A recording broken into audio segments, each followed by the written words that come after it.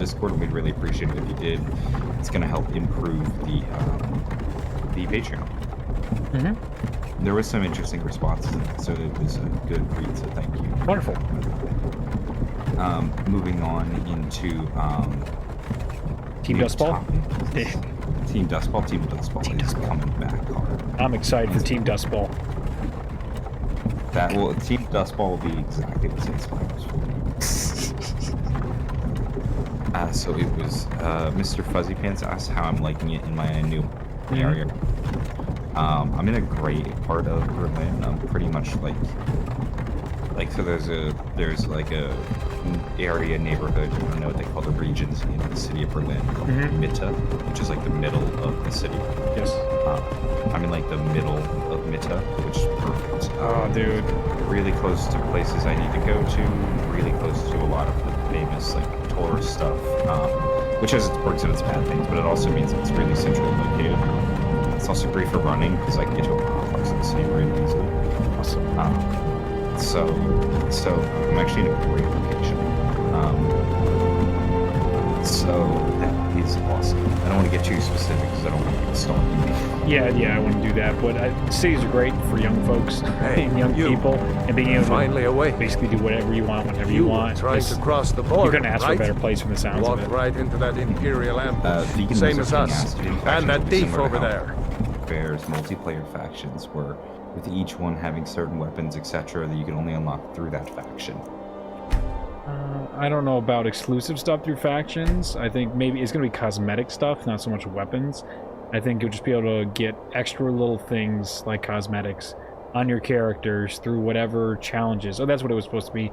There's supposed to be a challenge every 3 to 4 days, I believe, was in the code. It just seems like daily callings, but juiced up a little bit, which is depressing. You would get the outfits and Stole the horse and halfway to Hammer. Yeah, so it'll get you to log in to play your daily callings, but we shouldn't be here. It's the Stormcloaks. They should have set it up in a way too that like you can earn. We're all brothers and sisters in Pines now. yeah, like a season. You know, they do that in a season, just like or even previously. Remember, get 1,000, 100,000, a million, 100 million headshots, or get whatever, and you get stuff unlocked. But like get to put off 4 forces against each other, whichever one can get more. You're the leader of the rebellion. Yeah, I guess something. Capture you. It's like 100 of God, where are they taking us? Yeah. I mean, this is part of the frustration I have for BO4 is BO3 showed us that type of like community event stuff where you have this big thing you got to fill up. Everybody got to get headshots and you get free stuff. We have those hats that were stat boosters in zombies. We've had cross-map Easter eggs like the nav cards inside BO2. I'm from zombies. For me as a fan, I was hoping for the game to grow from that, could like expand off these things that were awesome and really surprise us and really got players excited about the game. I was hoping to see these things expanded upon. I was hoping to see these things, these systems taken to places that me, the sad consumer, can't even think of, that the intelligent developers that have all these wondrous ideas to make this game can try and bring some of those to life. And it's so frustrating just to look in the mirror not even 2 years ago and say, how did they get that stuff so right, and how come it's not here? Why don't we have newer systems? Even the same system would make more sense than no system at all. So I think it's just another minor frustration I used have to with be Black squeezing a girl from here. Wonder if Vlog is still making that need to don't know what you're saying, but Nintendo, the president, was taking 30% of each cut when the Wii U when I was a boy. There it is. This is a good point. That was when Nintendo was towers. Yeah, they were not even going to do consoles anymore, and the Switch saved their lives. It was awesome turnaround. They were done with consoles. This was going to be their last console. I remember all those rumors going around. And that's leadership to me. I don't know how you could set a better example. I'm probably taking a bigger pay cut, but like at what point? Just hearing he took a 1/3 pay cut in his salary. That's a shell shock to anybody. If you just lost 1/3 of what you already budget, that he probably makes enough money where you can make your arguments every day. Let's just talk percentages. That's a good leader to see. Oh, he cares. I think everyone underneath him probably got a morale boost to be like, oh, we're getting more funding into our departments now because our leader is willing to put more money into our games. That's not. I don't know. I respect that. I really do. Step towards the block when we call your name. One at a time. Last topic comes from Devo. Empire loves their damn Do you think it's smart? you think it's a smart business for Ulfric Activision to put a whole lot Stormcloak. more content into Jarl of mobile and Windhelm. not into a $100 million It has game? been an honor. At this point, Jarl yeah. I of mean, I think Call of Duty Mobile's probably already doing way Ralof better of Riverwood. than their expectations. Did it release yet? Because I remember Dalek was talking about it and how great it was. I don't know. I don't think. I don't know. 'Cause I have no idea. I wasn't sure if it was out, so I did a quick. I think it was conceptually he was just talking about. It's like, to me, he was talking about the Anyone concept else of Call of Duty feel Mobile, like which is like if they released that Wait. for consoles, then. like it was a no-brainer, forward. and he was really excited about that game. So I haven't seen much more of Call of Duty Mobile at this point. So I'm sure it's on the rise, and I guarantee it's gonna do fine. As a mobile game, it's amazing what phones can do on the mobile market. It's sad to see the state of the design for microtransactions inside there, but they succeed, man. They know how to get things done. Oh, and the Pokemon game, I wasn't talking about Pokemon Go earlier. It's their new one, like Equinox, or like it's whatever the next Sun and Moon is, but it's not Sun and Moon. It's whatever The Switch one. Yeah, whatever those are. But not Let's Go. Yeah, whatever those are, that's what they were made a point to say we're not putting microtransactions or monetizing it like we are the mobile Mario Kart game. So that's an interesting dichotomy Nintendo has. All right, so is that all the ones you those are have? the patron topics. All right. The Warrior, thank you so much for your donation. No question, just supporting the show. I really appreciate that. Zero Sum donates, and he says, I would imagine the difficulty is not knowing if you dashboard it or disconnect it. All the server knows is if you disconnect it, then you would have some people lose paid for elixirs when the server crashed. Hey, there you go. That makes sense. I don't think it works for us, though, right? We can't dashboard elixirs, though. They fixed it for this game, for elixirs and talismans. You can't unplug to save your stuff, right? Chat, correct me on that, but that is a good point. That's a tough distinction to make. Are they dashboarding or disconnecting? You have to disconnect every time. You probably keep your stuff if you disconnect, but if they probably learned how to tell the difference by this version. So that's an interesting point from Zero Sum. Thank you so much for the donation. Dabo44, do you think Activision is saying all the stuff they're doing with COD 2019 and then do a 180 and put all the stuff all the stuff we hate? That's kind of how I felt for BO4 anyway. I don't know what you meant by that, Dabo, by doing a 180, doing with COD 2019. You mean like taking every... Well, we haven't heard any promotion for it yet, for them to do a 180. Yeah, like they're not promised, like I think he's saying maybe, and I'm completely guessing here, like we are expecting a campaign and no zombies, but also we get no campaign, a battle royale, and zombies in the next Modern Warfare reboot. I think that would be very shocking. I don't think that would be a good move for them to do, but I also don't really see it coming at this point. Yes, Black Diamond 115. I have seen that. I think that has been around for a while. Thank you for your donation. Did you see a video going around on Twitter of Reznov dancing to Ra Ra Rasputin? Yep. This is the franchise I fell in love with because of its reenactments of war. That's what we're up to now.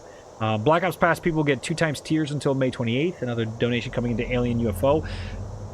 I agree with a lot of criticisms of that choice, that 2 times the tier progression should be on permanently for Black Ops Pass users. I absolutely agree with that. I don't see why you wouldn't do that. It's only in Blackout. When you're playing Blackout, you have the Blackout Pass. Let them have double tier progression. That gives a lot more value to it, but then maybe they artificially slow down the earning of tiers. Like, it's just... I feel there's so much put into Call of Duty to slow down you getting things you want. And then it's not just Call of Duty. There's a lot of other games that do that. And I don't see the point in that from a consumer perspective. Business, yes, but how long are consumers going to be okay with you constantly not giving them the game they paid for fully and not getting to use everything they want and not even giving them opportunities to buy the thing they want after already buying it? It's a slippery slope, and I'm curious to see how far that goes in the development process in years to come. The video game industry is going to be crazy, especially if that bill goes through, to see how it changes in the next 10 years. Okay, I think I got that. Mr. Drown, hang in there, John. Have a good day, gentlemen. That was probably when your connections and getting through those long days. Joshua, my man, good to see you guys streaming again. Good to see you too, Josh. I got to go to the store and check to see about those Die Rise dragons that have been sent. Die Rise Remastered might not happen now, John, or Call of the Dead Remastered. With this new timeline, it seems like it's pretty rough to say where the resources are going to go for the rest of. You're not with the Thalmor embassy, are you? No, store screen right. for Call of Duty Captain, Black Ops 4. There's actually 6 spaces for DLCs, though. Forget the list. He goes so 2 more would be the Ethers, the DLCs, and people were speculating Zombie Chronicles should have fit into the last DLC space that is being shown. There's like 3 black boxes underneath the 3 boxes for Dead of the Night, Ancient Evil, and Classified. So that will be something I'll be curious to see at the end of the season that follows through. And I believe that is all of our donations for this week. Also sponsored by Ironside Computers. You can watch Zombros on a brand new Ironside computer. You can get 5% off if you use coupon code RAD. One of our viewers last week let us know that they did, and they used it to get some wonderful dollars off their investment in a gaming computer. So if you want a game, check out Ironside.com. They have a giveaway going on right now too, that you all should check out if you get the chance to. Go over to their Twitter. I'm pretty sure it ends the 28th, so you can get a very specialized computer. They're doing these, I think, quarterly. These very specialized giveaways that are like themed computers. So I think this one is very samurai themed, I think was what they were going for. I don't want to overstep my cultural ignorance. So, well, you should definitely go check it out at Ironsides. I think it's ironsidespcs.com. There's a link in the description. You actually also, fun fact, can only watch the show on an Ironside PC. Oh, John's telling you now. It doesn't work on any other device. No, that's the truth of the matter. You just don't know it yet. In the future, you're going to buy one. That's the only reason why you're able to watch it currently. Mm-hmm. All right. I think... Reed, I thought that was going to happen. Jesse, again, that's expectations. I think he's talking about Zombie Chronicles 2. That's an expectation. They've never promised us Zombie Chronicle 2, ever. There's been no marketing promotion. There's only been hints of that. It seemed inevitable. But there's supposed to be a Season 2 hinted at as well, but they never said anything, and they're probably very happy they didn't because they got dumped on with the Call of Duty 22. But there we are. I think that's all we got for this week. John, do you have anything else to add before we wrap up? Any more announcements? I will catch up on the Spotify and iTunes audio for Zombros. I fell behind on that, but I will catch that up. I don't think I have anything. Thank you guys for tuning into the show. Yeah, thank you. And we'll be back, I believe, next Sunday, 2 p.m. Eastern Standard Time. We're going to work on scheduling Tim at a reasonable time once we get our schedules settled. Even today it's all over the place. So thank you so much for all your support on the show. Thank you for supporting our Patreon and answering that survey. I hope you all have absolutely wonderful weeks, and I will see you on...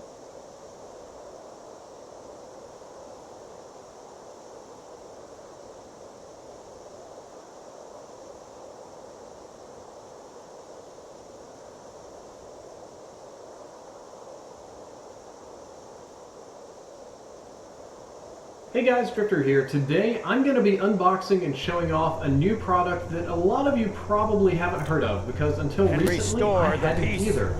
This is the brand new Red gaming phone. So let's go ahead and do the unboxing before I do the full review and talk about specs and things like that. So it just comes in a very small box like this.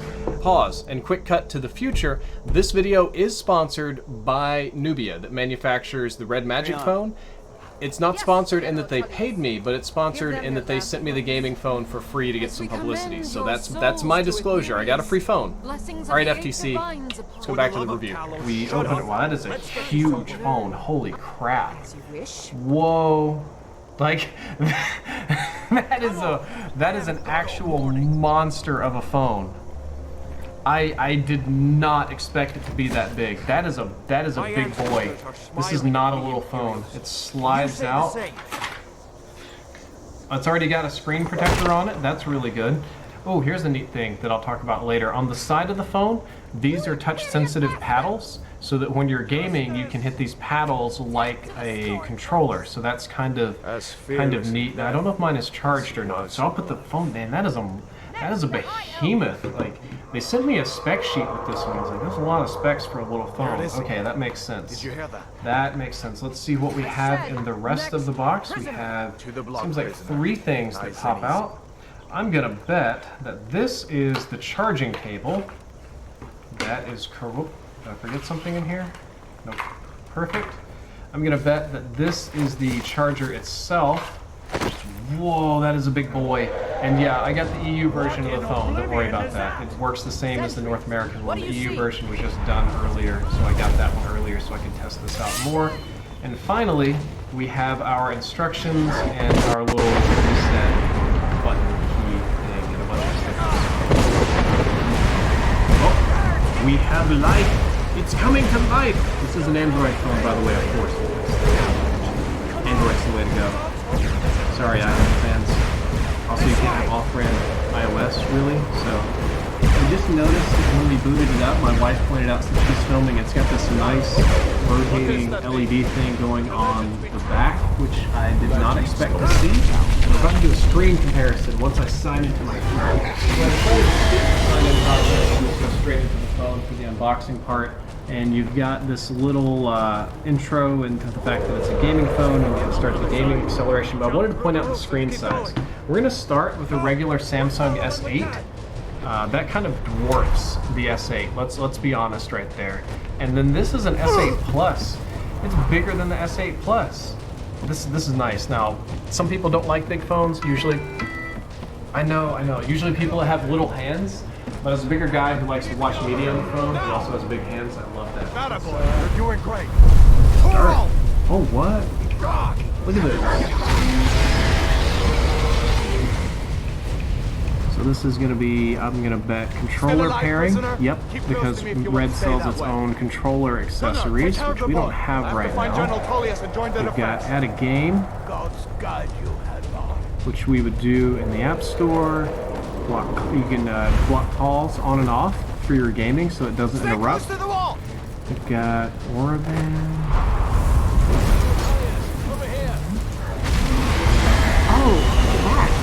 Oh, it turns the back on and off? Okay, yeah, that turns the back thing on and off. You don't want to waste battery. Cooling fan. Okay, you can't feel it, but it's vibrating a little bit. Profile here. Oh my god, it is a game center. What in the world? And on into the rapid cooling. It just runs it at like full blast. Intelligent. A lot of gaming related stuff. Help. Okay, that's really interesting. So check this out. You can swipe on the side. And bam, even more gaming options. They've just decided this is straight up for mobile gamers. 4D shock. Oh, that's like the Nintendo Switch, little 4D rumble. Got data rates, we got our GPU frequency, we got our cooling here. There's a lot of stuff going on. All right, last unboxing step before we do a review. I was getting really irritated because I couldn't figure out how to get to my home screen. The switch on the side swaps the entire phone between gaming mode and regular mode. As soon as I hit that switch, we are in game mode. And again, back to regular mode. Also don't know how to make the sound to stop, but this is the actual phone part of the phone here. It's now been 1 week since I did the unboxing of the Red Magic 3 gaming phone. I took it with me on a trip that I signed an NDA about, so I can't talk about that just yet. I used the camera, I used the gaming features, and I put it through some very rigid testing, so now it's time for the actual review part of this video. And since it's not really necessary to just hold the phone up and flip it around all the time for the review, I thought it would just be better to show some PUBG Mobile gameplay that I recorded on the phone since it is a gaming phone. The phone was durable for the only major drop that it suffered. I dropped this phone on a big pile of rocks and I was terrified, and it hit the screen right on a sharp rock. The screen came with a screen protector and thankfully it only suffered a minor scratch. I don't know if that's my good luck, but the one drop test I did accidentally, it was durable.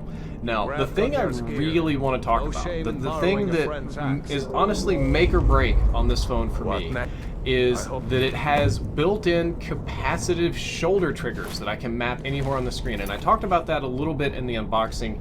Here you can kind of get a better look at them. They're just little indentions on the top. So this part of the video I'm actually filming with my old S8 Plus because my wife is not here to help me at the moment. Wow, see, that's a really meta shot right there. But these little indentations here aren't just form factors. These are actually touch-sensitive buttons that you can use the gaming mode to map to any point on the screen that you want to click. So for FPS games, that's roughly aim down sights and shoot on the other side. Alright, so at this point I've landed and my team's kind of already in combat. I'm going to try to show you how this works. Oh my god, they're shooting. So in the game mode, you can open up the touch button and you see these R and Ls. I can just kind of drop these. So this is my right trigger and I'm going to drop it on top of the shoot. And the left trigger, I could have any of these things, actions, but I want it on aim down sights, like a proper first-person shooter. And it's enabled, you can see that at the top, so I just hit X because I'm done. And now, as you can see, I've got no fingers on the controller whatsoever, and I just tap, shoot. Just aim down sights. And for me, this is a godsend. For me, this is the most important feature of the phone. I'm going to run around and try and find somebody. I'm probably going to get marked here because I'm not really paying attention. Alright, well, it seemed like my teammates killed everybody, so I'm just going to screw around with a shotgun. Let's say we're just walking around out here and I wanted this tree to die. I'm trying to hold my hands up where you can see it. I don't have to actually stop aiming. I can strafe and shoot and just do like console shooting, which gives me a really big advantage in a mode like this, or a game like this more accurately, because mobile games you usually have to like run and get in position and then stop and then hit the shoot button and then go back, but just having bumpers that just do this is super awesome. I think it is by far the best feature of the entire phone. It's the #1 reason to have this phone, is to have those bumpers, because it makes your default phone feel so much more like a console controller. It has an industry-first active liquid cooling internal turbofan, and that's I know that's a mouthful to say the least, but it is a real liquid cooling fan for the processor that keeps your phone cool. And in my experience using this with gaming and recording, it actually works and isn't particularly loud. I thought it would just hum, but it's not too bad. It also doesn't seem to impact battery life very much during the fan. Well, I really couldn't tell a difference, to tell you the truth, and probably running it cooler should save battery life, you know, battery longevity over the lifespan of the phone. So I was really happy with the liquid cooling, and I'll briefly show you how to turn it on and off. So right now I have my phone tethered to my PC so I can kind of control it here, and I wanted to show you the gaming mode. This phone literally has a game button, and when you hit this button on the side, it's a switch more accurately, it boots up. Yep, you can hear the fan kick on, you can hear the little red magic intro playing, and it boots up a menu that allows you to create different profiles for every game that you have, and for now I just have PUBG Mobile. We've got a button for the cooling fan to turn on and off, which is what I wanted to show you first. The cooling fan is just a very simple on-off, and as you can hear, it's not particularly loud. The Aurora Band button turns off the little LED color strip on the back. You have block calls and block text, so if you don't want pop-ups while streaming.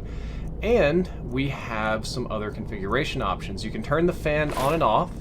You know, I guess I could turn it off. We've got rapid adjust. We can just put it on max speed. It's very... Can you guys even hear that? Very slightly louder. I prefer intelligent. Let's see. We've got game atmosphere LED, which I don't really care for. Constant brightness protect is a godsend. Or if I swipe right, I pull up this whole other submenu that shows me how much internet I'm using, what the temperature is, the GPU, and I can turn all of these things on or off. The Red Magic 3 has an absolutely massive 5,000 milliamp battery that has a 27-watt quick charge, so when you're gaming and doing really intensive stuff, it pretty much never drains the battery faster than it can be charged, and you can charge it stupidly fast. These are really impressive specs in the phone industry. For comparison, the battery capacity is roughly double that of an iPhone X, and about 80% more than most Android devices. When I played PUBG Mobile, which I did quite a lot on this phone, I would lose about 6% battery over the course of a 30-minute game running on high settings.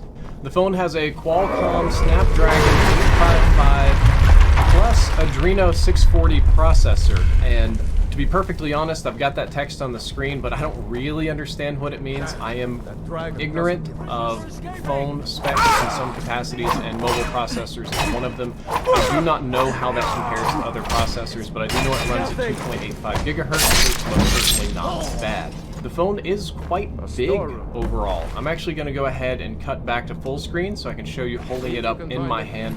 It has a very big screen. I'm just trying to give you some scale on this bad girl here. It is 6.5 inches, ultra wide screen, full HD, HDMR, AMOLED, MOLED, there's so many things on the screen. MOLED display that's really bright. For me, on the content side, that doesn't mean a whole lot. What does matter is it runs in 2160 x 1080 or roughly ultra wide 1080p. It looks nice, it supports 90 FPS, the brightness is good, the color is good, and as a bigger guy with big hands who travels a lot and likes to watch movies on the plane, it's a big phone. Moving along, let's talk about the RAM and storage capacity. You can go up to 12 gigabytes of RAM and up to 256 gigabytes of internal storage, depending on which model of this phone you get. That can scale a little bit. Let's talk about the camera. The camera, we have a standard back and front facing camera. It's nice. I liked the camera. It supports up to 8K for the back camera, and the front camera, that's for video. And the front camera will do up to 1080p 30, which is, I really wanted 1080-60. I really wanted 1080-60 on the front camera, but that's okay. I'm gonna do a brief test of the back camera in the worst environment that I can find. Something in this cave. Hey, what's up? So I'm filming in my kitchen right now, which has absolutely terrible lighting and is one of the most one of the most punishing places for me to use my other phones. So we're gonna see how this looks at 1080-60, and we are gonna give our good boys some In-N-Out burger. This is their absolute favorite treats. So Ozzy, are you hungry? Sit. Prairie dog. Spin, spin, spin this way. Good boy. Do you want some meat? Do you want some meat, huh? Quap. Yum, yum, yum. All right, let's get Boomy's treat. Huh, Boomy? Boomy, where's your burger? Ah, yes.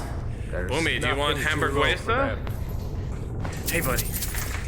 You want some food? Hey, buddy, you want some doggy food? Oh, yeah? Oh, yum, yum. Hey, you're supposed to eat in your bowl, bud. All right, we're gonna feed Boomby. Flop. Oh, God, I've made a mess. What am I doing with my life? Hey, what? Dude, I'm trying to film. And this is a test of the front-facing camera. This is 1080-30, and I'm kind of holding it out on one hand, so it may be a little shaky here. But you'll notice that as I move around my room and do things and move it, it's a well-stabilized 1080-30 that doesn't have bad motion blur or anything. Usually front-facing cameras are kind of rough, and while this one's not 60 FPS, it is a quality 1080-30, so I'm happy with that. As a matter of fact, I filmed my next vlog entirely on the Red Magic 3. I did not use a DSLR or any other cameras, well, except there was like one shot where a friend filmed with his camera.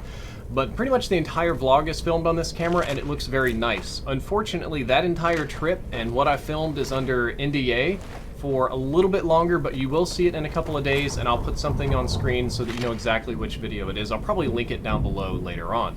The phone has front-facing stereo speakers and DTS-X technology. It works well, it sounds good. I'm really bad at sound analysis, and so I can't speak on an expert level here. All I can say is that when I was playing PUBG Mobile, it was really easy to sound poor and hear footsteps with no headsets or anything like that. I could just hear where people were on the basic default. So I'm not an expert mobile gamer by any measure, and you probably saw some aiming difficulty still because PUBG Mobile won't let me invert the load stick I have on console, so it's kind of like doing it backwards for me. But the bumpers are a godsend.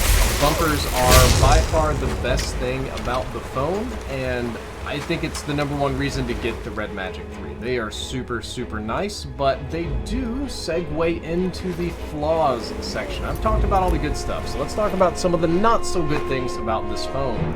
The bumpers are not physical buttons. They are just touch sensors, and to be fair to them, they are pretty sensitive. It's kind of easy to graze past them or kind of hover your thumb over just a little bit wrong and hit one.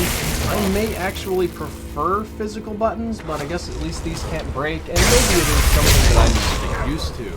The biggest problem that I have with the phone, by far, is that right now it has no USB-C to HDMI support.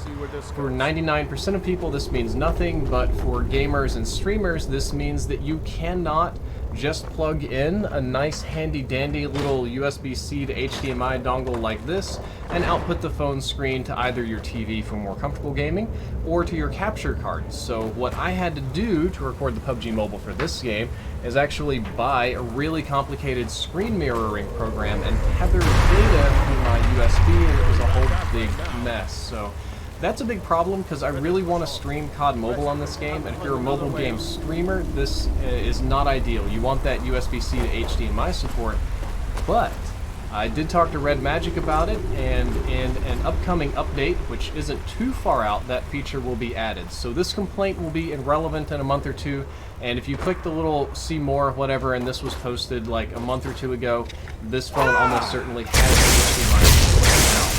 The other downside, and this is a little bit more specific to my setup, is I mentioned before it doesn't get hot, even with the liquid cooling and all that.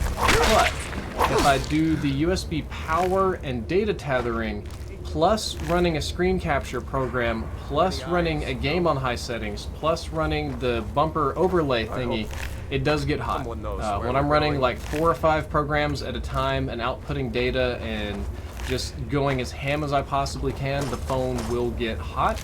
However, it's never gotten hot when I was just regular gaming. Like when I'm just watching Netflix or I'm just playing PUBG Mobile in the airport or whatever, that worked just fine. I had no problems until I started trying to stream with. And that's another thing I think the HDMI will fix. And finally, my last flaw is that the gaming features take some time to get used to. It's got a lot of buttons, a lot of features. The little gaming mode switch isn't as obvious as it should be to some people, and setup is longer than normal. Maybe I'm dumb, it just took me a little bit to get going, and that's a minor flaw because once you do get it set up, it's pretty much good to go forever, and it's quite nice, but you should expect to take a little bit of extra time with it. Overall, at the end of the day, what is my opinion about the Red Magic 3 gaming phone?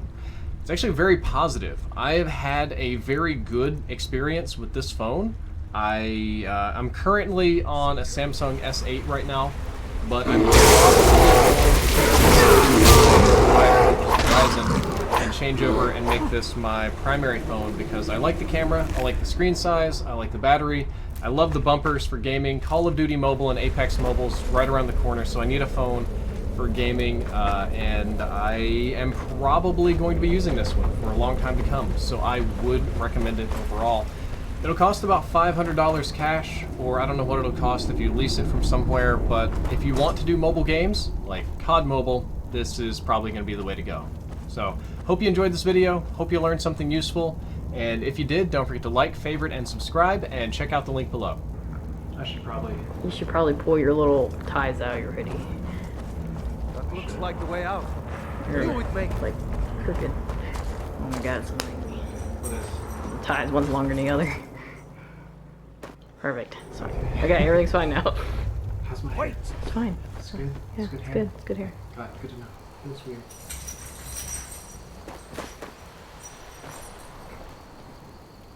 Ozzy, can you There he jingle some goes. more?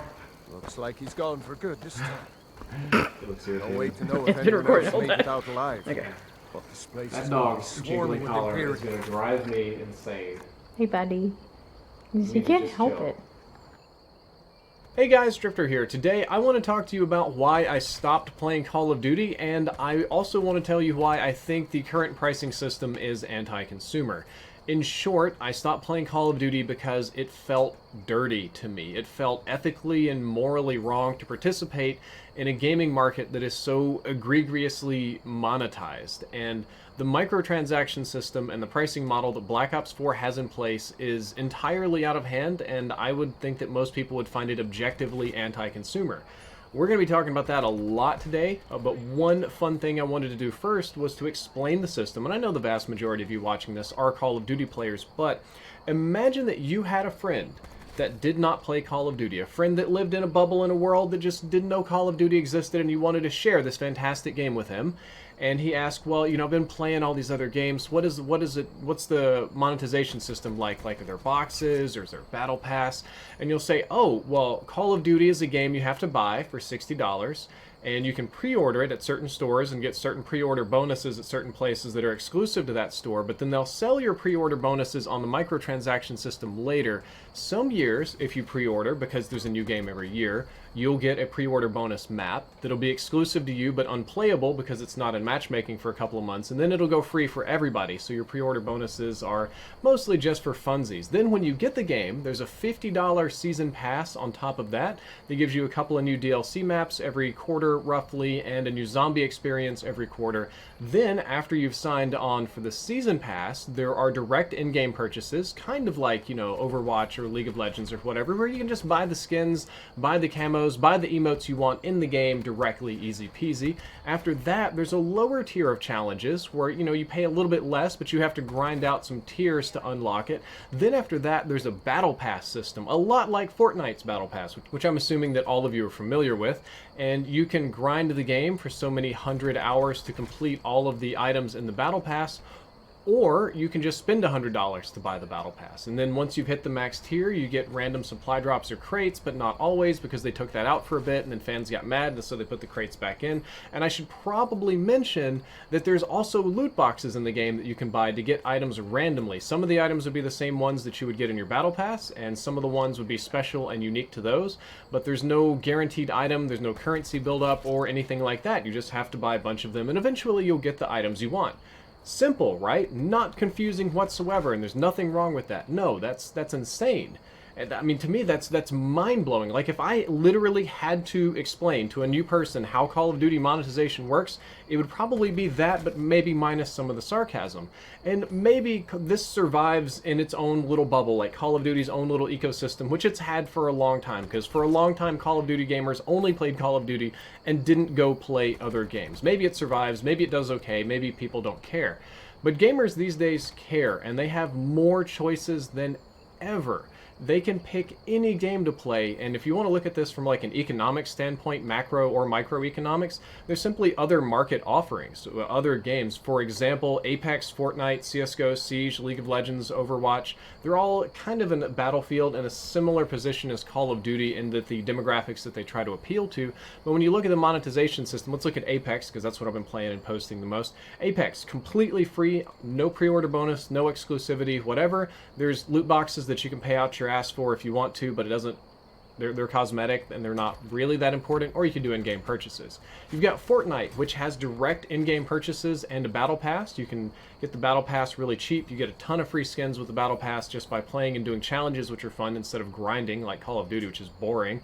Or just buy skins directly. You got CSGO, which if I'm not mistaken just went free to play, and you've got cases, and that's it. You look at Siege. Siege is like $15, and you can pay for packs or pay for characters or whatever.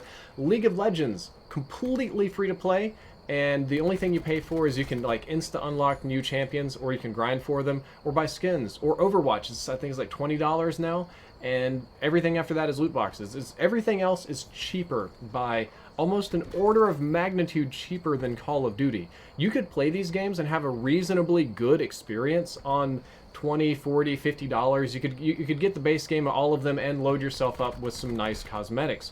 Call of Duty is the worst choice in comparison, because you have to pay more than that just to get the game itself, much less the content that the other games provide for free, because in all the other games, when there's new maps or characters or whatever, it's just for everybody, not in Call of Duty. Then, if you want to do cosmetics or battle passes or packs or whatever, it's all on top of that, on top of like a big pre-order push and stuff. And normally, in a normal market, these type of forces would push people away from Call of Duty, and Activision, that owns the brand, would normally say, hey, this is a bad thing, our offering is worse than that of the competitors. We have to change something to stay ahead of the game, or we're going to lose our business. And that's why you see a huge shift currently toward games that are free to play, and some sort of monetization tacked on top of it being free to play, because that is a good business model that beats out others and has a higher return on investment, and that is the only reason that these companies are doing it. Oddly though, Activision's stock underperformed this year. It had a significant downturn, and in response they laid off, I don't even know how many hundred of people, a lot of employees.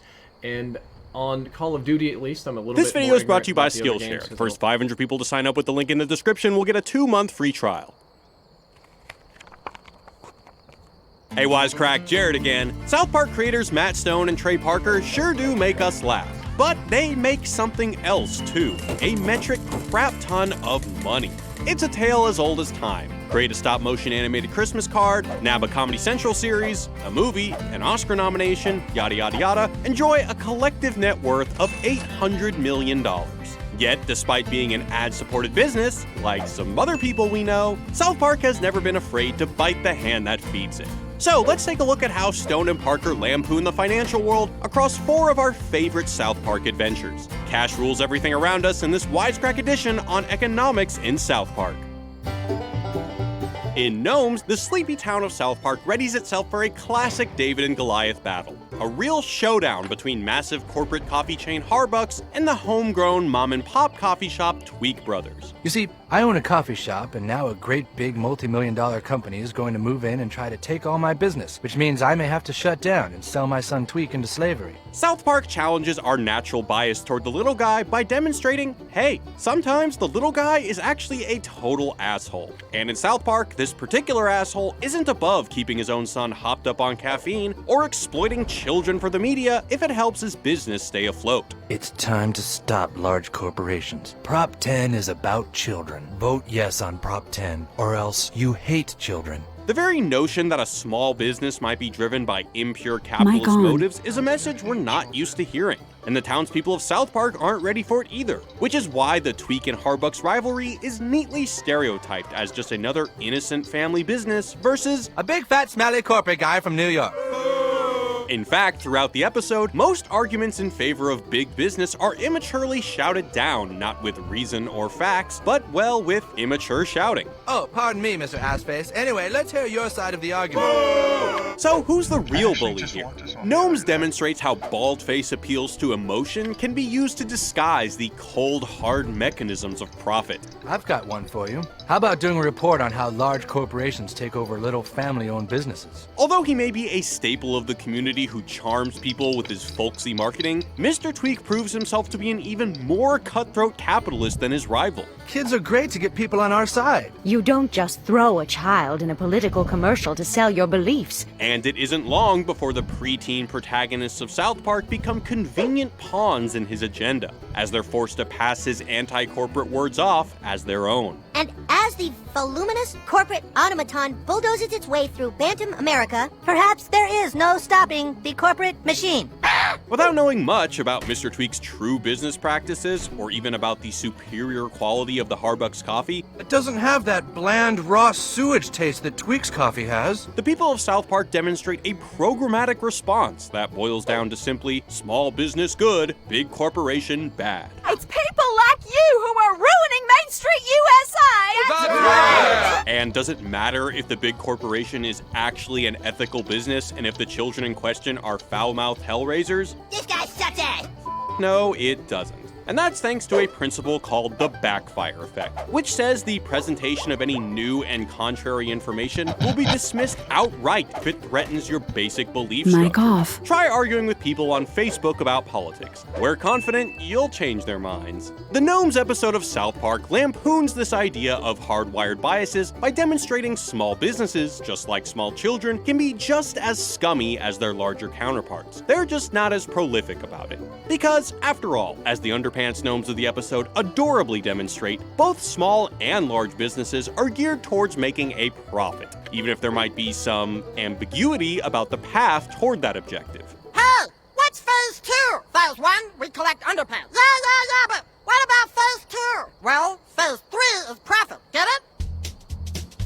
Where the Gnomes episode satirizes exploitation of children for emotional sympathy, Cash for Gold satirizes the exploitation of the elderly for massive profit. And how better to demonstrate this con in action than by way of the Home Shopping Network? In this episode, Stan learns his grandpa has routinely fallen victim to television scams that are draining his retirement funds. Meanwhile, Cartman's rank opportunism drives him to take advantage of those same scams to feed his insatiable greed. From these two angles, Cash for Gold examines both the predator and the prey through the lens of value theory. There are different theories of value out there. You've probably heard the kind dictated by supply and demand. But value might not necessarily be a financial value, but instead be rooted in social, emotional, or historical value. And much like financial value, these alternatives can be situational and fluid, hinging on a variety of intrinsic and extrinsic factors. Let's take a look at some examples. After Stan's grandpa gives Stan a bolo tie that was bought off the TV for $6,000, Stan almost immediately learns that the very same tie is worth $15 at the local appraiser. I'll give you $15.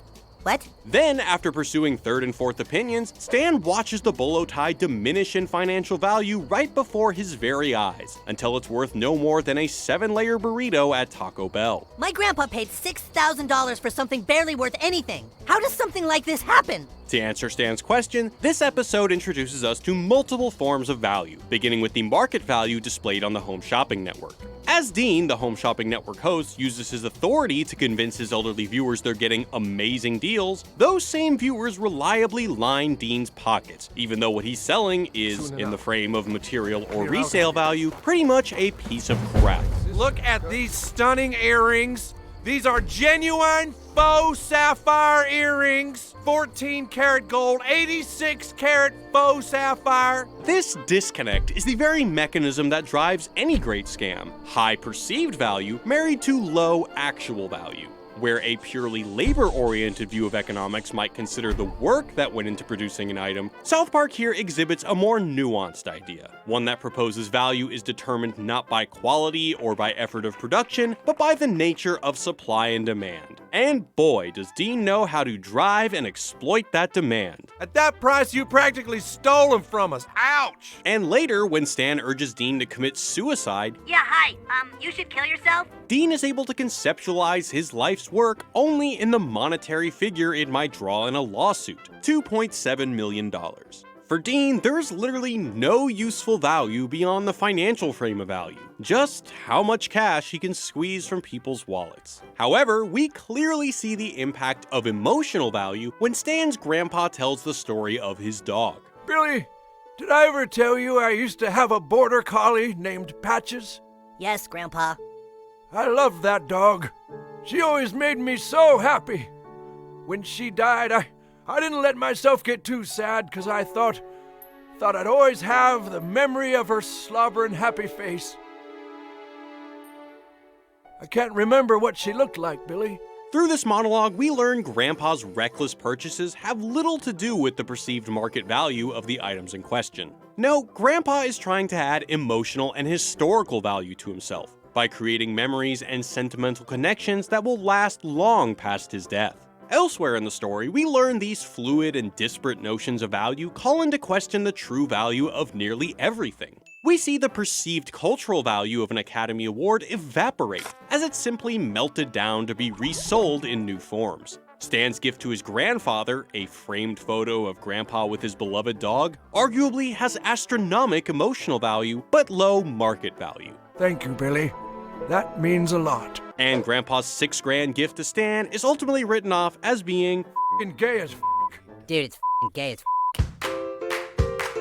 But just how loose is that relationship between labor and profit? That question sits at the foundation of Go Fund Yourself, an episode in which the South Park kids launch a successful brand that doesn't even bother to put a business behind it. A startup company? A company that does what?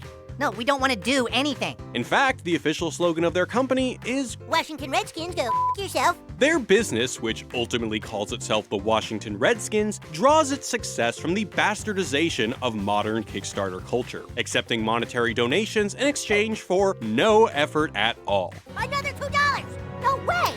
Sitting on our asses, here we come. Throughout the episode, South Park suggests that, in the advent of Twitter, Facebook, and Instagram, the success of a brand or company can now be rooted purely in its appearance rather than in its function. One of the central arguments of this episode is that what a business does is less valuable to that business than the relative power of its brand. When Stan sets off to find the perfect startup name, this moment carries more import than any objective pursued by Cartman's leadership. It's the greatest startup company name ever. What?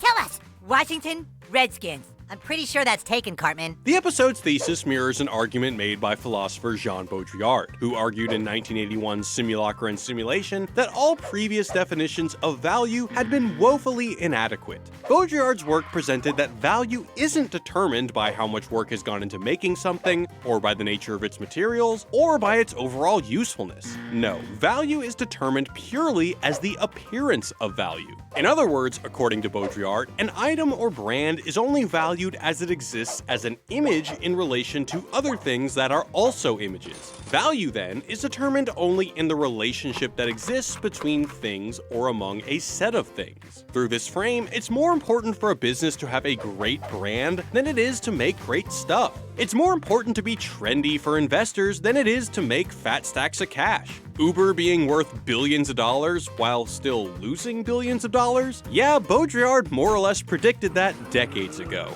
In Go Fund Yourself, the South Park kids take this concept of value to absurd heights. Much like the protagonists of HBO's Entourage, they embrace the idea that the ultimate success lies in not doing anything at all. Just start up, cash in, sell out, bro down. But we still gotta love them because, like so many in the real world, the South Park kids are just squirrels trying to get a nut. Today's economy is awash with side hustles, independent contractors, and guest lecturers. But economic power lies not with them, says South Park. It sits with the fat cats at the top who know how to work the system with minimal effort. Or does it? Ultimately, the kids' Washington Redskins venture is left in shambles because of the brand's missteps on a social issue. There's nothing sweet about a people who are decimated. Here, the episode argues that a business built only on aesthetics has nowhere to turn and no foundational beliefs to hold to once public opinion turns against it. It turns out even a business that does almost nothing can be threatened by doing or saying or being the wrong thing at the wrong time. In South Park, that outcome leaves our young entrepreneurs fated to the worst punishment of all. I guess we gotta go back to school. Scratch that. There is in fact a worse punishment than going to school, and it arrives at the forefront of the episode titled You Have Zero Friends. This episode examines the absurdities of our growing social media economy. As in the Cash for Gold adventure, South Park here tackles head-on the true meaning of value. Looking around Facebook today, we see that since adding loser Kip Doherty as a friend, Kyle Broflovsky's stock is plummeting. Are our friendships and social worth measured by our likes and Facebook connections? Or are they determined by the interactions we share in what the cyberpunk community derisively refers to as meat space? From the outset of the episode, our protagonists stand side by side in the meat space and debate their respective levels of social status as quantified solely by their collections of online friendships. Don't have any friends. In this framing, Facebook friendships, like money, create an easily measurable hierarchy of personal value. I don't know what to do.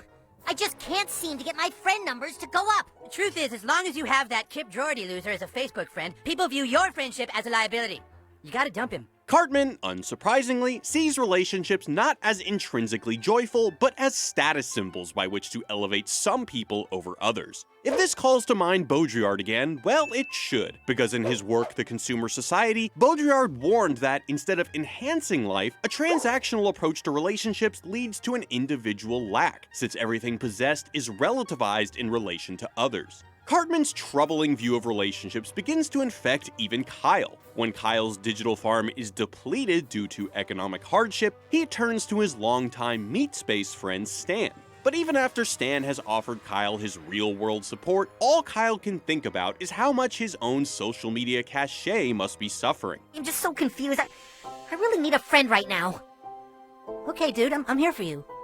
Okay, so then get on Facebook and fertilize my crops? Shortly thereafter, Kyle drops the sweet but socially toxic Kip from his own roster of Facebook friends in order to salvage his own social standing. South Park asks, who are we really when our online presence outweighs our real-world engagements? Wendy insists her relationship with Stan be validated on the internet, and even Randy doesn't believe in his connection with his own son until Stan agrees to add him on Facebook. So I'm not your friend then? Dad, you are my friend. But you just don't want to add me as a friend? Dad, it's just a stupid click of a button that takes 2 seconds.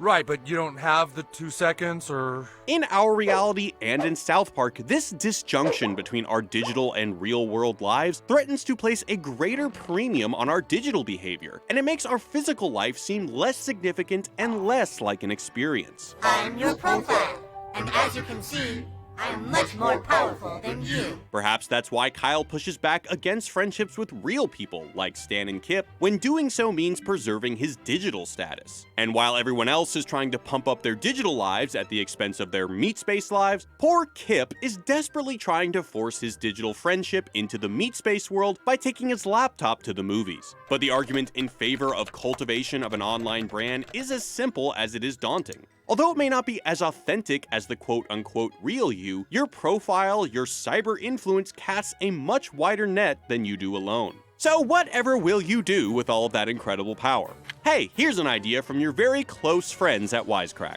Thanks for watching, guys. Peace. Like many YouTubers, we often get asked how we make our videos, which programs we use, and how we learn to use them.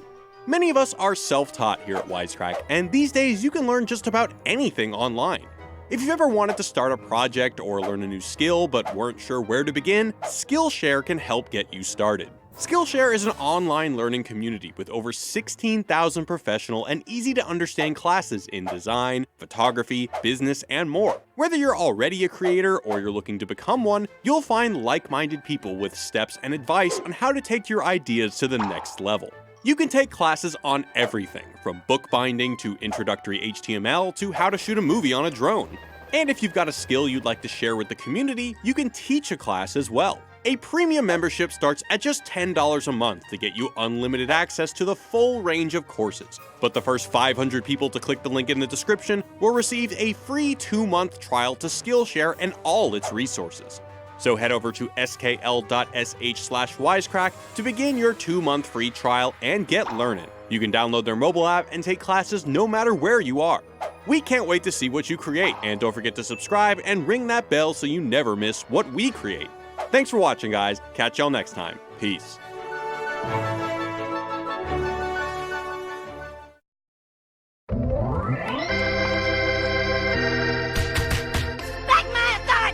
Hey everyone, Jared here. If there's one word we've come to associate with South Park, it's irreverent. In the world of South Park, nothing is sacred. Not Santa's balls! Whether they love the show or hate it, almost every critic has called it irreverent at some time or another. God damn it! I heard that. Most people who call South Park irreverent are using the word in a very general sense, but there's something special about the way the show deals with religion. Don't let God kill me! Which is usually all about reverence. That's God? What did you expect me to look like, my son? Well, not like that. Whether the series is pitting baby Jesus in Mortal Kombat against Frosty the Snowman, or exploring the question of whether Satan should wear a Britney Spears costume to his Sweet 16 birthday party, South Park forces us to take a hard look at what religion really means to us. And in the process, the show raises some important questions that other series wouldn't have the nerve to ask. Who was right? Who gets into heaven? I'm afraid it was the Mormons. Yes, the Mormons were the correct answer. Welcome to this special Wisecrack edition on religion in South Park. Part 1. Are you there, God? It's me, Jesus. Before South Park was even South Park, Matt Stone and Trey Parker released 2 standalone holiday specials that pitted Jesus against an evil snowman and Santa Claus over the soul of the holidays. And both specials ended with the same sentiment. No, it's not even about Jesus either. Well, then what's it all about? Prison. Christmas is about something much more important. What? Presents. In the world of South Park, things that seem ordinary can be a really big deal. Hail, Mel Gibson. N.A. And things that sound mind-blowingly important on paper can be no big deal at all. And for those of you who were a little confused, you are dead, and this is hell. So abandon all hope and yada yada yada. The boys aren't at all starstruck when they talk to Jesus, but they fight over who gets to play him in the Easter play. Sticks and stones may break my bones, but I'm Jesus and you aren't. The profound and the ordinary are all swimming in the same soup. Great and honorable Moses, what do you desire from us, your children? I desire macaroni pictures. When the boys meet God in Season 3 and are given the opportunity to ask any question, Stan asks about periods. How come I haven't gotten my period yet? In Season 7, they do find out the meaning of life. Earth is an intergalactic Truman Show-style reality series on the verge of cancellation. Earth has been canceled. Aww. Jesus can't get anyone to watch his public access talk show, and Satan is a serial monogamist who keeps going back to Saddam Hussein even though he knows Saddam isn't good for him. I love you. I want to believe that. The only time religion does stand out as important is when people are manipulating it for their own purposes. And while several town leaders try this over the course of the series, Eric Cartman is the undisputed master. You don't even know anything about Christianity. I know enough to exploit it. In season 4, he becomes a tent revival preacher and gets rich off the donations. I'm saying this because we must be saved. In season 7, he makes it big in Christian music by taking secular pop songs and making them sound almost religious. In season 8, he builds a fan club around Mel Gibson's The Passion of the Christ because he sees it as an opportunity to lead the Fourth Reich. In season 17, he paints a cow to resemble the biblically prophesized red heifer just to screw with Kyle's head, and accidentally brings about world peace. Jews, Christians, and Muslims have united, ushering in 10 years of Van Halen. Is the message of South Park that religion is just plain ridiculous and makes people gullible? It's easy to walk away with that impression, and a lot of people have, but the actual series creators Matt Stone and Trey Parker largely disagree. Recently, atheists and people who hate religion have really glommed onto our show too, because we make fun of a lot of religion. We've made fun of everything. But neither one of us is anti-religious at all. I mean, I'm fascinated by religion. So what's really going on here? South Park may come across as anti-religious to some people because it doesn't treat religion as a sacred subject, and in Western spiritual traditions, honoring the sacred is a big part of what it's all about. As the French philosopher and sociologist Émile Durkheim put it in The Elementary Forms of Religious Life, Western religions primarily work by dividing the world into two categories, the sacred and the profane. You always take the sacred seriously because it deals with fundamental cosmic forces and determines the state of your soul. The profane, not so much. As he put it, in the history of human thought, there exists no other example of two categories of things so profoundly differentiated or so radically opposed to one another. South Park fundamentally denies the legitimacy of the distinction between the sacred and the profane. In the season 6 episode Red Hot Catholic Love, for example, Father Maxi travels to the Vatican to try to end the clergy molestation scandal, only to find that the Catholic Church is an intergalactic coalition ruled by a sentient giant spider who is given the green light to pedophilia. Great Queen Spider, we wish to change one of the Vatican rules. The Vatican rules cannot be changed, so saith the spider. Father Maxi bravely tears the sacred Vatican document in two, defying and invalidating the Queen Spider's authority. It's a metaphor for the molestation scandal itself. As long as the church was too sacred to investigate, it was too sacred to evolve. The holy document, the Vatican law, cannot be changed. The church could only be saved if someone was willing to desecrate it, or the Boston Globe's team of reporters for bringing the scandal to light. This is a recurring theme in the series, that sometimes the only way you can save something you've made sacred— Do you know how many people died so you could have the right to vote? —is by desecrating it. Vote for a turd sandwich. This is especially evident in the South Park movie, where Cartman and Kenny save the world by cursing out Saddam Hussein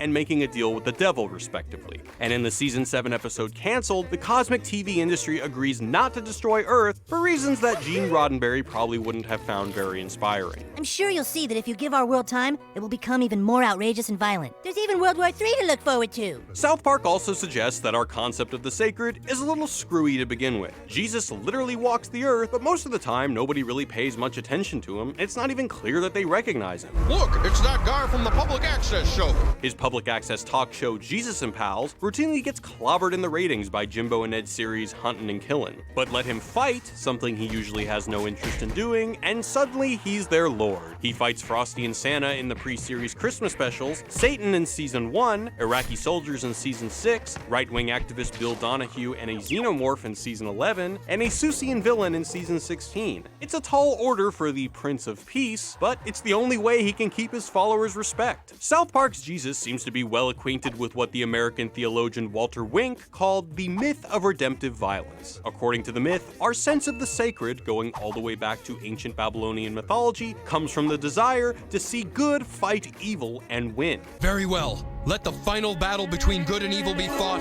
right here in South Park. Come on, Dad, we gotta get our asses to the bookie. Wink writes, "This myth of redemptive violence is the real myth of the modern world. It, and not Judaism or Christianity or Islam, is the dominant religion in our society today. Jesus fights, in other words, because he realizes the myth his followers project on him is more important than anything he can offer himself." I just feel like if people could see me in action again, they'd realize I'm not a fraud. It never comes naturally to him, but it's all people seem to care about. When Jesus and other religious figures turn into superheroes, they're just carrying the idea to its logical conclusion, conceding the power the myth of redemptive violence seems to hold over every religion. As I said earlier, nothing is sacred in the world of South Park. And while they've faced right-wing boycotts for their portrayal of Jesus and network censorship for their attempt to portray the Prophet Muhammad, Stone and Parker don't see themselves as heroes. After all, this is South Park. If they had a bigger point to make, something we might be inclined to treat with more, I don't know, reverence, they'd probably never admit it. Part 2. A Cause for Applause. Once you get past the casual attitude towards the sacred, South Park isn't really all that hard on religion, and one of its major recurring themes is that you don't actually have to be religious to act like a narrow-minded asshole. As long as you live here, you will be agnostic. These are your foster brothers and sisters. They are all strict agnostics. David, do you believe in God? I don't know. Right! Almost every episode of the series features at least one character who's self-righteous about something. I'm not a dick. I'm like Gandhi. But Stan's Season 16 arc as a self-promotional activist stands out as a particularly strong example. I think bullying has gotten out of hand, and it needs to be stopped. Good for you, Stan. He's cool. In Butterballs and A Cause for Applause, Stan gets a taste of what it's like to be treated with reverence, and he likes it a little bit too much. When others sat, I kept my bracelet on. Because I stand for standing. I stand ground. What holds Stan back is that every time he's seen as a hero, something happens to take him down a peg. As soon as he realizes his cause won't make him popular, he moves on. I'm just through with this whole thing. I can't put my family through any more of this. This is what distinguishes him from his on-again, off-again girlfriend, Wendy Testaberger. She doesn't care if her opinions make her popular or not. She has deeper motivations and a lot more self-respect. Wendy, did you see the stuff Carmen's saying about you now? I really don't care, Stan. One of the points South Park makes is that if a movement is run by people who are just trying to be taken seriously, it's likely to go off the rails. This is as true of the New Atheism movement as it is of any other movement. Dawkins knew that logic and reason were the way of the future, but it wasn't until he met his beautiful wife that he learned using logic and reason isn't enough. You have to be a dick to everyone who doesn't think like you. In the two-part episode Go God Go, Cartman is trapped in the 26th century as three rival atheist factions kill each other over branding disputes. Unified Atheist League is the most logical name. United Atheist Alliance makes more sense. No! Allied Atheist Alliance! That way it has 3 A's! The message is simple. Human beings are violent and irrational, and getting rid of religion isn't going to change that. Maybe just believing in God makes God exist. Kill the wise one! Kill the wise one! The difference between Stone and Parker and the New Atheist movement ultimately centers on a chicken or egg problem. Are people ridiculous because religion is ridiculous? Or is religion ridiculous because people are ridiculous? Stone and Parker take the second view. Out of all the ridiculous religion stories, which are greatly, wonderfully ridiculous, the silliest one I've ever heard is, yeah, there's this big giant universe and it's expanding, it's all going to collapse on itself, and we're all just here just cuz. Just cuz. Like, that to me is the most ridiculous explanation ever. In Pythagoras' Trousers, Australian science historian Margaret Wertheim argues that in the West, scientific models of the universe tend to look a lot like religious ones. This is at least in part because they both labor under a hyper-masculine drive for certainty and finality. Insisting that we have to be absolutely sure about where the universe came from and why, even when we don't have much evidence to work from, is kind of like trying to navigate old country roads without asking anybody for directions. Wertheim, like Stone and Parker, argues that our refusal to accept ambiguity can make our answers to the big questions sound ridiculous. So if all of our worldviews are doomed to be at least a little bit ridiculous, and all of our movements run the risk of becoming at least a little bit fanatical, should we be religious or not? This isn't a question Stone or Parker are interested in answering for other people. As Matt Stone rhetorically asked Slate in 2011, if the mass delusion of a religion makes you happy, makes your family work better, is that bad or good? The series itself has explicitly made that argument twice. Once at the end of Season 6 Red Hot Catholic Love, When they have no mythology to try and live their lives by, they just start spewing a bunch of crap out of their mouths. What was that last bit? And again in Season 7's All About Mormons. After the entire episode rips on new kid Gary's disconcertingly upbeat family life and unfamiliar religious beliefs, he finally stands up for himself at the end. I don't care if Joseph Smith made it all up, because what the church teaches now is loving your family, being nice, and helping people. And even though people in this town might think that's stupid, I still choose to believe in it. All I ever did was try to be your friend, Stan. But you're so high and mighty you couldn't look past my religion and just be my friend back. You got a lot of growing up to do, buddy. Suck my balls. Stone and Parker's view that being religious is sensible and not being religious is also sensible echoes the words of American philosopher William James. As he writes in his book Pragmatism, when a play is over and the curtain drawn, you really make it no better by claiming an illustrious genius for its author, just as you make it no worse by calling him a common hack. Essentially, whether or not it was created by a divine figure, it's still life. Conclusion. Most series that deal with religion as often as South Park, Yes! You God! give us an escape route, a religion or ideology we can accept to avoid being ridiculous. What makes South Park unique is the show's underlying philosophy that being human is inevitably ridiculous, and that there's no way of avoiding this fate. No matter which religion or life philosophy we adopt, South Park tells us that we'll look silly if we take ourselves too seriously. For he is Savior, for he is Lord. The question, in other words, isn't whether our belief system is a joke, it's whether or not we know it. Hey everyone, thanks for watching and for all the love you're showing for all things Wisecrack. Another great way you can support us is by supporting our sponsors. And this video is sponsored by Loot Crate. If you don't already know, Loot Crate is the awesome monthly subscription box service for epic geek and gamer items. The August Loot Crate is Anti-Heroes. If you're a fan of Archer, Harley Quinn, Hellboy, or Kill Bill, then you won't want to miss this crate. Sign up now at lootcrate.com/wisecrack and you'll get exclusive items from these epic franchises. And when you enter the code Wisecrack, you'll get 10% off a new subscription. For less than $20 a month, Loot Crate sends you unique collectibles, apparel, and more. You'll only have until the 19th at 9 p.m. Pacific to sign up and receive this month's crate. So go to lootcrate.com/wisecrack to sign up and enter the code Wisecrack to save 10% on any new subscription. And be sure to click on Mr. Hanky to check out our channel page and subscribe. We've got tons more great videos on the way and you won't want to miss it. I gotta go figure out whether Kanye likes fish sticks or not, so catch y'all next time. Peace.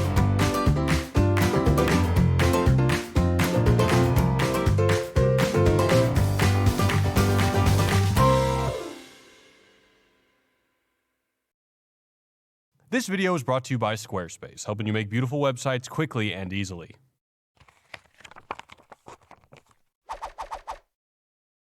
Hey everyone, Jared here. Today we're talking about a show that's at the top of its game after almost 20 years on the air, South Park, specifically Season 19. Woo, woo, woo! You hear that?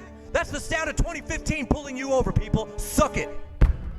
Unlike much earlier seasons, Season 19 is a serialized narrative that tells an overarching story from episode to episode. They played with this idea a bit in Season 18, but overall, it wasn't nearly as comprehensive. Season 19 is arguably their smartest season yet. It chronicles the small Colorado town as it experiences significant social changes, introduces a new central character, and comments on America's current political climate. You've got a gaping gash, and you've got vinegary balls. One of the cleverest aspects of this season is its layered commentary. Looks like things are getting all PC again. Not only is it about our modern social condition, but also about the show itself. The season opens with the firing of Principal Victoria over an incident referring to rape as a hot Cosby. A new person has been appointed to try and make South Park Elementary a more progressive place that fits in with today's times. He might as well be talking about South Park the show. I'm here because this place is lost in a time warp. In other words, can South Park's signature vulgar sensibility possibly survive in our current politically correct world? You could go through the season and interpret these comments on the town changing as a meta-commentary on the show itself facing change. This town is changing so fast. Everybody want to be PC, be updated. It's like I'm a relic. The mayor later makes this explicit to Officer Barbrady. You're from another time, Barbrady. and the last thing that needs to go. The newsmen are constantly droning on about noticing changes to the town, and Mr. Garrison, himself a fountain of unbridled profanity, returns to South Park to save it from these changes. What the Sam hell is going on? But what's the deal with the PC plotline? One might be satisfied with the explanation that it's Trey Parker and Matt Stone taking a dump on liberal politics as they've done in the past. The two have espoused their libertarian leanings in interviews before, but they often evade a simple left-right divide. If you felt slightly lost in this connection between ads, PC culture, and gentrification, you're not alone. But find solace because we've got an idea, and it all starts with neoliberalism.